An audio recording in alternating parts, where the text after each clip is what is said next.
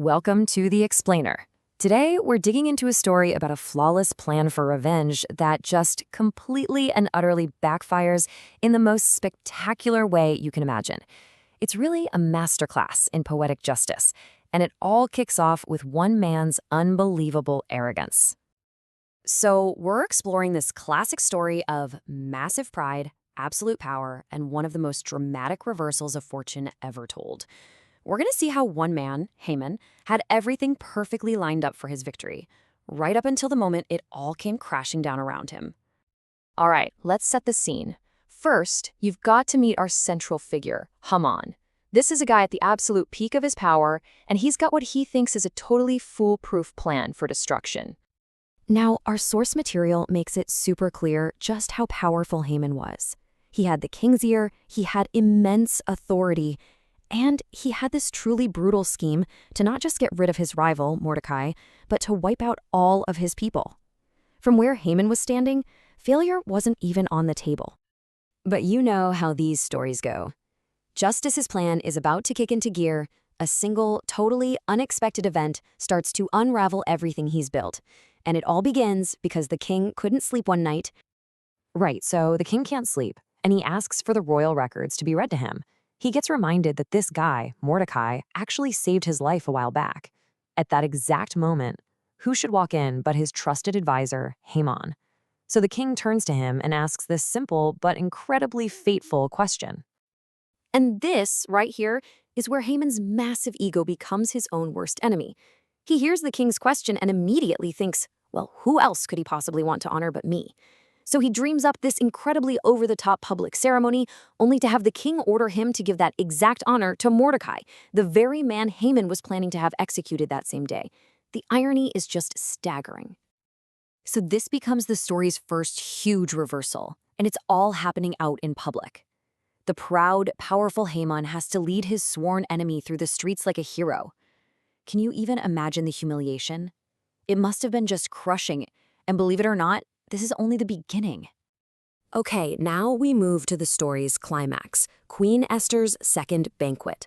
Haman shows up, probably still steaming from that parade, but he's got no idea that the real trap is about to be sprung. At this pivotal moment, Queen Esther finally makes her move, and you have to notice how brilliantly she does it. She doesn't just ask for her own life. She says, "We are sold, I and my people," linking her fate directly to theirs. This move forces the king to see the whole plot not as some distant political problem, but as a direct threat to his own queen. The king is absolutely furious. He has no clue who would dare to threaten his queen. The tension in that room must have been just suffocating as he demands to know who's behind this whole monstrous scheme. And boom, with those few words, it's all over. Haman is unmasked, exposed in front of the one person with the power to completely destroy him. You can just picture his entire world collapsing in that single moment. From this point on, the downfall is fast, it's decisive, and it is packed with the story's ultimate, most satisfying twist of irony. Haman's fate is sealed in a matter of minutes. Seriously, it all happens so fast. 1. The king storms out in a rage. 2. Haman totally panics and starts begging Esther for his life. 3. A servant just happens to mention the giant gallows Haman had just built for Mordecai right outside. And 4. The king walks back in at the worst possible second, sees Haman on the queen's couch, and that seals the deal. The king's command is just simple, immediate, and final. The tool for the execution is already built and waiting. And there it is, the ultimate poetic justice. The very gallows that Haman had built with so much pride for his enemy becomes the instrument of his own death. The reversal is complete and absolute. So let's just step back for a second and think about what this story is telling us about the nature of justice itself. What's the bigger picture here? Well, the source material points to this bigger theme, this idea of divine justice.